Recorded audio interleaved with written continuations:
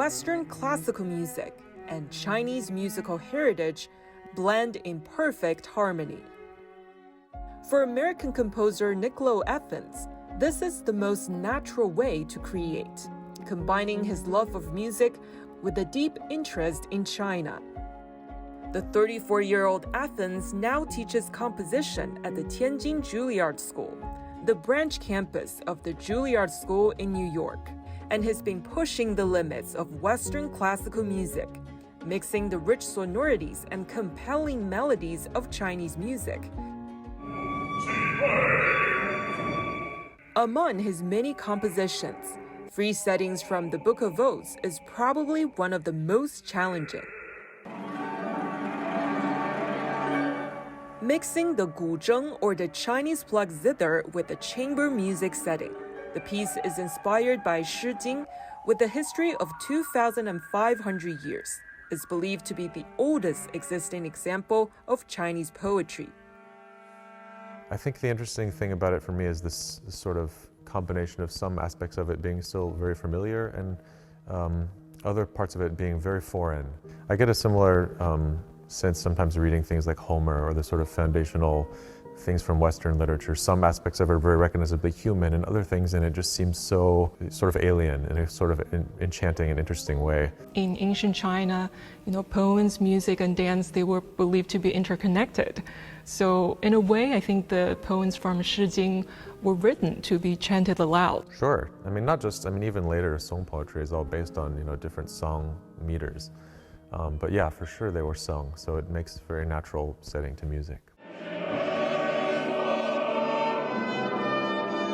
In fact, among the many classical repertoires from the West, there exists quite a few which bear strong Chinese influences. The most notable ones include Puccini's Turandot and composer John Cage's take on I Ching, the Book of Changes, an ancient Chinese divination text. Athens says although the two composers approached the subject differently, the kind of cultural resonance shown in their music is palpable. The first is Puccini using sort of a version of the famous Jasmine Flower melody in his opera to represent as a sort of leitmotif the character of the princess Turandot. It's actually very beautifully done. I mean, he never went to China. I'm sure I think he had a music box or something that had the tune in it. But he harmonizes it in a very beautiful way, actually. And I often use that as an example for how you can, add sort of more colorful harmonies to a pentatonic melody. In the case of Cage, it's more the philosophical aspect of it that interested him. His use of the I Ching was a way to get random notes. Athens' musical journey to China begins in San Antonio, Texas, where he was born and raised. There he showed talent in music at an early age and went on to study at the prestigious Juilliard School in New York. In his fourth year, he began taking Chinese lessons out of interest. This led to his plans to further his studies in China. And like most foreigners, he's deeply impressed by director An Li's Oscar-winning movie Crouching Tiger, Hidden Dragon and the mystical Middle Kingdom it portrayed. Definitely the bamboo forests were part of it. Although it's funny you mentioned Crouching Tiger, Hidden Dragon, because I saw that movie as a child and I remember it quite vividly. And the thing I remember about it is the parts that are shot in Xinjiang or Gansu or somewhere in the West.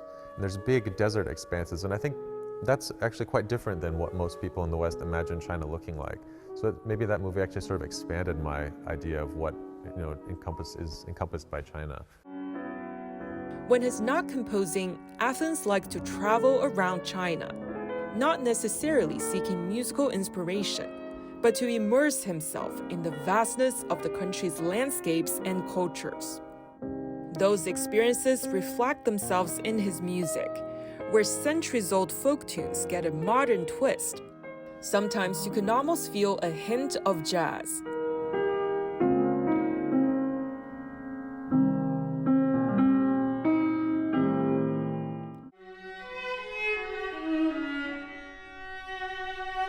In Folk Song Serenade, the commission piece for the Tianjin Juilliard Ensemble, he chose 3 lesser-known but melodious folk songs from eastern China's Zhejiang province and arranged them for chamber music.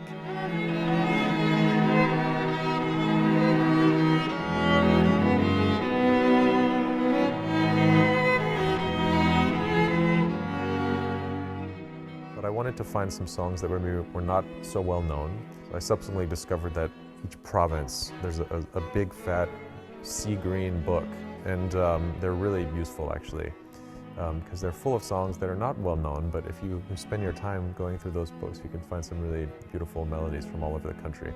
So anyway, I had the Zhejiang book, and that's where I found the 3 melodies that are used in that piece. The exotic melodies, as well as the diverse array of musical instruments from China, fascinate Athens.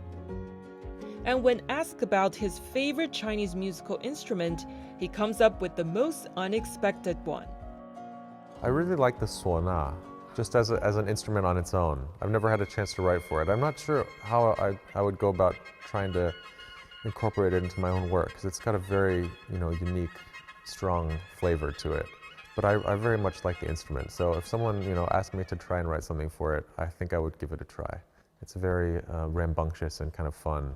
Well, because Chinese people use these instruments both for happier occasions and for funerals, yeah. Right. And technically, it's actually really interesting, all the things it can do.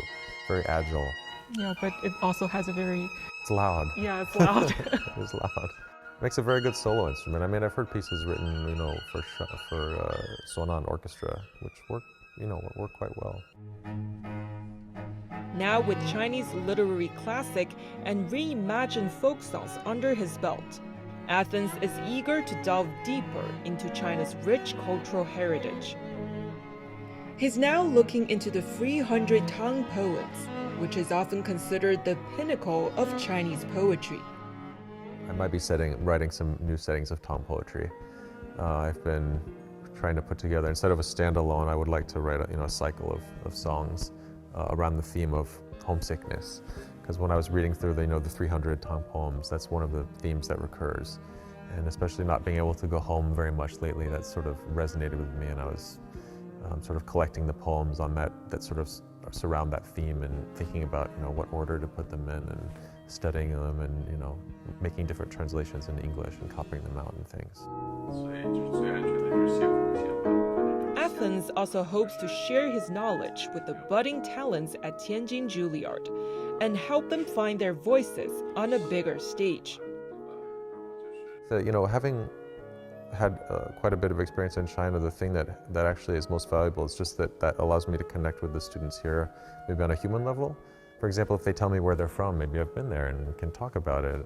I hope they can cultivate the self-motivated love of their art that will propel them, in the future as they move forward through their lives. I think that the question for the younger composers is, what now? I mean, in a way, what I'm doing is still, very much in that traditional model. For example, the overture we just discussed. But I think for young composers in China, actually, there's a challenge to carve out their own space in this cultural dialogue. These, really accomplished composers of the older generation have already written so many works that do this kind of thing very well. I think it's a tough creative journey.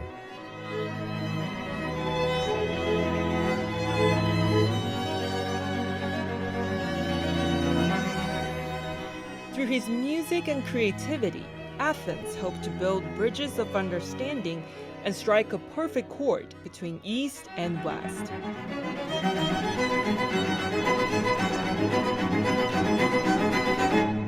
Shen Li, CGTN.